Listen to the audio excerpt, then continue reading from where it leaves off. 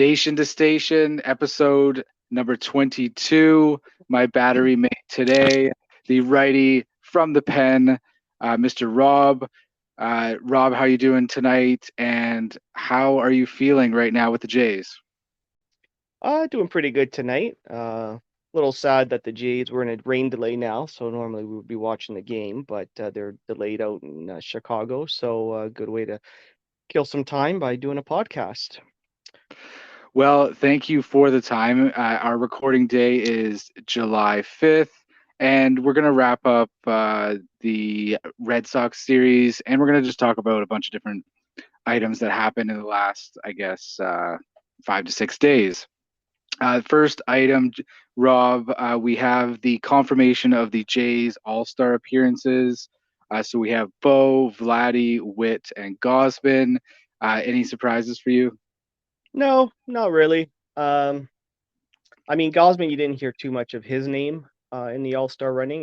He was sort of overshadowed by Bo and potentially Kiermaier and Vladdy and Witt. So, but it's a nice surprise. I think he does deserve to be there. Kevin Gosman, of course, Bo, and of course Vladdy, Witt. Yeah, kind of maybe under the radar, so to speak. Kind of a silent all star. Uh, and yeah, I mean, yeah, no real surprises, but just happy to see four guys there. Well, I was a little disappointed that Kevin Kiermaier didn't make it, but his bat has kind of gone a little bit cold of late. And when you have a player like Luis Robert out in center field, and he is tearing the cover off the ball the last while, some tough competition. So hopefully, maybe if he's with the Jays and producing again next year, he'll be in the running for that as well. Yeah, and I think he was also he missed a lot of time too, which kind of maybe at some time it could be a talking point in regards to all stars because like even somebody like um Mike Trout, I mean they get a lot they miss a lot of time or Aaron Judge, Aaron, he got voted in and I don't know how many games he's played. So I wonder if there would ever make some sort of a rule to say like you have to play a certain amount of games within a certain amount of time at least be eligible for voting because I think you're taken away from other players that deserve to be there um, just because you've been I understand you're a good player, but if you haven't played a significant amount of time, is it really justified for you to be in the All Star game that year? well, and I guess when you have a fans vote, this is what happens, and then players who are injured will drop out, and then other players will, other hopeful, deserving players will hopefully take their spots. All right, so the series over the weekend, the Canada Day weekend, I should say, it was against the Red Sox, and the Red Sox swept the Jays again. They are now 7-0 versus the Jays. In the three-game series, we had a 5-0 loss on Friday. I don't think I actually don't think there's much to talk about there. I think the talking points are game number two and game number three, which I think I would file under Dustin's definition of quote unquote winnable games. Yeah, disappointing series, especially during a Canada Day weekend. Curious to know what the Jays winning record is on Canada Day. I don't think they do very well on Canada Day, which is unfortunate. Wearing the Reds, which is always nice to see. But disappointing series against Boston. Uh, I mean, raises a lot of questions in regards to how they fare within their division. I don't think the Jays are that bad of a team as much as we don't think that they are. But again, I mean, against their division, uh, yeah, that's a tough losses, and yeah, it makes you scratch your head a little bit. Well, game number two, I think the one play that I kind of want to discuss and that you brought up to me so that we could talk about at the office was the decision to send Bo from second base on a shallow single from Vladimir Guerrero to right field. And Bo Bichette was DOA at the plate, unfortunately, and that was the last out of the game, and the Red Sox that essentially confirmed, um, I guess, their series win in this case. But they that confirmed that they would win that particular game. Yeah, that was a terrible play that really sticks out. You have the tying run at third. I mean, clearly you can see that it wasn't a deep single, and there might have been some confusion on the pads there. Maybe people not really paying attention or paying attention to the wrong person. Third base for Louis Rivera. I don't know. I mean, I've had my doubts about him this year. I know we've talked about, getting rid of John Schneider and all these other trades, but I mean, maybe you got to look on the coaches, right? The hitting coach and the third base coach, and I just feel that was a shallow hit. There was no need for Bo to run. I understand you want to tie the game, but anybody could tell that was a shallow hit. He's turning third. I don't know why Louis Rivera waved him in. Then I think he stopped him. Bo hesitated out by a mile. There was some, again, confusion that there was a possibility that George Springer was waving Bo around. So maybe he got distracted about that, which brings up another series of questions because George does that and Vladdy's notorious for doing that as well. And does it do more harm than good? In my opinion, it's the third base coach. That's what you have to watch, and you have to know as the coach where the ball is, who's making the play, who's throwing it. It was Verdugo who was throwing it, and that's the one person who had the strongest arm in the outfield. Again, not a shallow hit. Why Luis Rivera didn't tell Bo to put the brakes on it, I don't know, but essentially causes the loss. Which if Bo's on third, at least they get a chance to tie it. Because I believe Chapman might have been up next. So disappointing play, disappointing loss. This is why we have third base coaches, Exactly, right? Is exactly. to read a situation. If the ball goes here, this is what we're doing, and who and and and and who it's going to. I mean, if you know it's a yeah. weak fielder, like maybe if it's in center field and they know that the center fielder doesn't have a very strong arm, not very accurate, then maybe you tell him to go and you take that chance, but Hmm. not for But somebody that's like Alex Verdugo. well, and but that's that's really the nut of it is that the third base coach is really supposed to know what he's doing there. Has to judge what happens. Now he does have to make a quick decision, but it, that single by Vladdy was not very deep, and it really, you know, Verdugo was able to come in on it and really fire to the plate. It was just bad all around, and I I said to you at the office that if Bo was the winning run, I could maybe justify it, right? Yeah, I But the take that fact take that is, chance. Yeah, yeah, take that chance. Maybe the catcher drops it, or the throws off or whatever. But the fact that he's the tying run and you send him and the game ends there, ooh, that doesn't leave a good taste in my mouth. absolutely. And I mean, Uh, I don't think Louis Rivera is a John Schneider guy.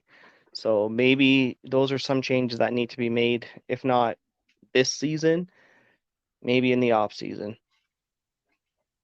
well, it doesn't seem like they're going to be making any coaching changes anytime soon. But I guess we'll see how the rest of the season plays out. Now, game number three. This is another one-run loss. The Jays were up in this game and let the lead get away. And of course, probably everyone's hitting on Jordan Romano and his blown save. But I actually thought, again, another key play that led to this is a Vladimir Guerrero throwing error where he tries to basically he tries to throw out Justin Turner, who was being quite aggressive, tried to go first to third on a infield, like a basically on an infield hit. So um, I can understand why Vladdy, tried to get that out because that would have been the third out of the inning. But what ends Mhm. up happening is the throw is poor, the throw gets away, and somehow Justin Turner manages to make it from first all the way to home on that particular play. That ties the game 4-4. And while the Red Sox did not win the game on that play, I would say that the Jays lost it. Yeah, I mean, a poor throw. I mean, again, Vladdy's aggressiveness. I mean, if he's not running hard or waving people home, um, or diving into second, it's an aggressive throw. But I mean, he doesn't do that very often, so I would give him a break on this one. But unfortunately, causes an extra run, which potentially could be the winning run, because the Jays end up losing that game at the end. Well, it's the difference between Alex Verdugo's home run being a winning home run and it really tying the game and it going to extra Right, innings, essentially. right. Now, the Jays have had an awful time of it against their own division, especially the Boston Red Sox. I did come up with a couple weird stats that really, I think, kind of highlight. I don't know if this is bad luck or just that the Red Sox have the Jays number. Jaron Duran, so he has hit 4 home runs this season, Rob, and 50% of them have been against the Jays. So he's hit 2 home runs against the Jays this season. Not a player with a lot of power, but seems to like to go deep against the Jays, and he was really scorching the ball really all weekend as well. You are going to get those players that we call Jays killers, and I just hope he doesn't develop into one in the future. Rob, speaking of Jays killers, Alex Verdugo hits a home run in the top of the ninth inning to essentially win the game for the Boston Red Sox in game number 3. And Rob, his last home run was actually May 1st. So over 2 months prior to this. Do you know who they were playing, Rob? They would have been playing our Toronto Blue Jays. Of course, because that's the only reason I'm mentioning this. So so Alex Verdugo, good player. I mean, But I'm not a fan of Alex Verdugo. Never have been. Don't think I ever will be. I don't know what it is about him, but yeah, he's proving to be again a Jays killer. Just one of those players that beat up on the Jays.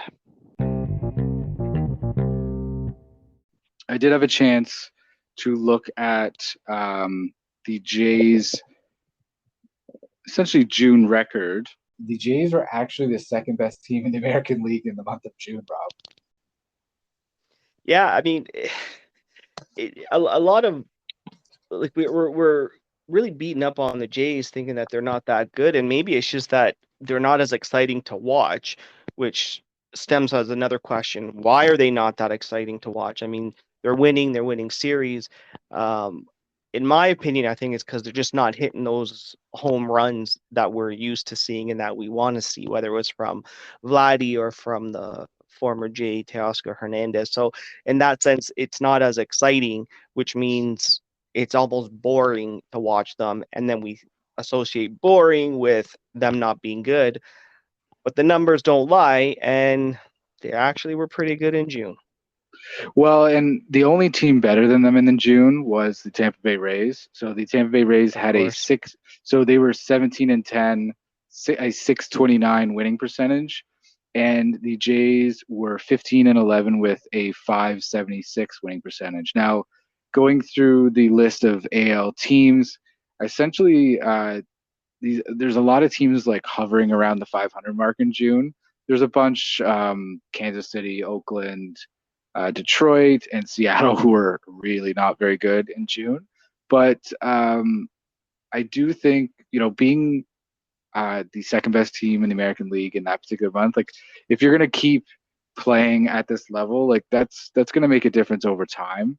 Um, but the New York Yankees can get instantly hot as well, so and can reverse that. But in the month of June, they were 11-12. So Yeah, not a bad stat, and hope they can still keep up the momentum. I mean, after this one series and heading into July, despite the Boston loss, they're next two series against Chicago and Detroit, which I mean, unfortunately, their margin of error is not very high, especially after that sweep from Boston. But I mean, they're going in against two teams which aren't very good. And I mean, I'm not looking for series wins. I'm looking for series sweeps, just to make up for that Boston sweep. So hopefully, their July record will mirror the June record or even better.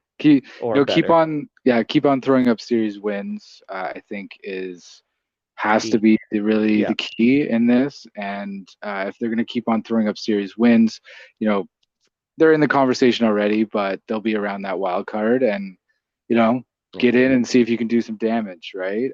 Yeah. I note that Baltimore was 13-11. As I said, the Yankees were 11-12. Texas was 14-13. Houston 12-14. So, a lot of teams that are, we kind of associate the Jays as underachieving, and I think it's hard to argue otherwise. But they're still right there. Yeah. And I'm just looking at some stats here, or not stats, but just in regards to the game tonight. And it looks like the game is going to be postponed due to rain, and they'll be doing a double header tomorrow. So the Jays come out of the Boston series 45-40, remaining fourth in the AL East, and are 2 games back in the wild card. As we touched on, they are currently in the middle of a series with the Chicago White Sox. Following that, they will be taking on the Detroit Tigers. And the big news of the week came out on Tuesday, where it was announced that Alek Manoah will be starting on Friday, Rob. Yeah, that's a surprise. Uh, is it a pleasant surprise? I don't know. I don't know what to expect. I don't know what was going on down there. I don't know what the plan was. All I know is he's coming back, and I hope he's gonna perform well. Well, he's coming back against probably one of the worst teams in one of the worst divisions. So, And you probably a kind of good. you kind of wonder what Detroit's thinking too. Like, they're like, are we that bad that they're bringing this guy that's been really bad to they're bringing him back to face us? Well, you said like I don't know what to expect, or I think the only thing that's going to happen, like we don't know what's going to happen, right? And I think the only thing is after the game we'll have to see, what his pitching line is, and hopefully it's reasonably successful. Like I'm hoping for 5 innings and 3 or less runs, and I think it will be a success and something to build on. Yeah, I mean, hopefully they didn't rush him back, and hopefully they know something that we don't, and just wish the guy the best of luck. And hopefully it turns out, and maybe that's the turning point. Maybe that's what they need is to bring him back, and possibly Hyunjin Ryu comes back, and maybe that changes the whole pitching lineup. Um, and they can put together more wins, especially against their division. Alek Manoah contributing to this team with good starting pitching performances is, will bode quite well for the rest of the season, but we really don't know what is there. Obviously, his last start in the majors was not good. Uh, his last start in AA was promising, but it was one start, and we'll have to see. We'll have to see what happens on Friday. Yeah, and you wonder if they weren't playing Detroit, would they still bring him back? Who knows? But whatever it is, he'll be back, and just hope he comes out looking good like the old Alex Manoah. Well, Rob, trade deadline is approaching, and we'll probably talk about it in a bit more detail during a state of the season discussion. But what are your thoughts on possible trades? What position the Jays are in? Tell me your thoughts. I mean, I think your trade chips are really only Matt Chapman, uh, Espinal, and Biggio. Not sure what you can get for them. The Jays need another bat. whether it's left hand or right hand, but they definitely need somebody that's going to produce a few more hits. So who's out there? I'm not sure, but I mean, that's who I think would be on the trading block, unless you do something crazy and trade for Shohei Ohtani, because they're LA's, with the injury of Mike Trout, who's going to be out 6 to 8 weeks. Shohei Ohtani's out. I think Renifro is out on injuries. So is that going to hinder their playoff hopes? Maybe. I'm not saying we're going to get Ohtani, but I think, uh, you know, hey, anything's possible. And do you give up Vlad and Bo for Ohtani? Probably not. But hey, who knows what can happen in this crazy sport? Well, that's some whimsical suggestions there. I don't think Otani is going to be crossing north of the border, but I did want to put out there. I don't think this is going to happen in the least, but I had I think a trade that both parties might be interested in, and there would have to be some additional players, counterweight so to speak. But the trade is Matt Chapman for Nolan Arenado. Now, hear me out, okay? So the St. Louis Cardinals are in last place, okay? Yep. Nolan Arenado is on a massive salary. He's making 35 million this year. As I said, they're on last place. Doesn't look really good for them. Nolan Arenado also has a no trade clause, and so that would obviously limit this possibility. But really, what I think the proposition here is it's a salary dump.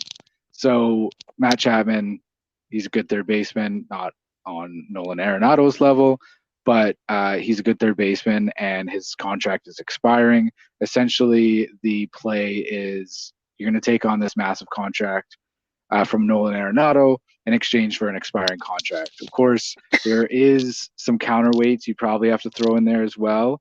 Nolan Arenado's a 10-time Gold Glover. He has a good bat. He's one of the best third basemen in the league. I think he still has a bunch left. He's not really having a great season, but I think he still has a bunch left. And maybe a team like Toronto and the possibility, the sniff at playoffs, maybe that's something that would interest him. Hey, that's a possibility. You never know. You never know. The other interesting thing about this is that Nolan Arenado and Matt Chapman were high school baseball teammates. Oh, wow. Yeah, so it's like that not that this is going to happen, but it was like, this is my fantasy trade is two high school teammates being traded for each other. Or you make a trade with Houston for Jose Altuve, who expressed some interest. So the rumors say, because when asked who his ideal infield would be, who he would want to play with the infield, mentioned Blow and Vladdy. So of course the internet is blows open saying Altuve wants to come to Toronto. But hey, you never know. I mean, do I think a contending team's going to trade him? Absolutely not. But it's always fun to look at these rumors. For sure. And he's a career Houston Astro as well. So Yeah. I think the Astros would have to drop off the face of the earth in terms of the playoffs for that to be even be considered. But who knows, right? I think uh, baseball, gives us the opportunity to have some pretty crazy trades sometimes, and who knows what Atkins and Shapiro have up their sleeves. Yeah. Guess we'll just have to wait and see for that July 31st deadline. All right, Rob, I think that's all the time we have. Thank you very much for joining me. Thank you.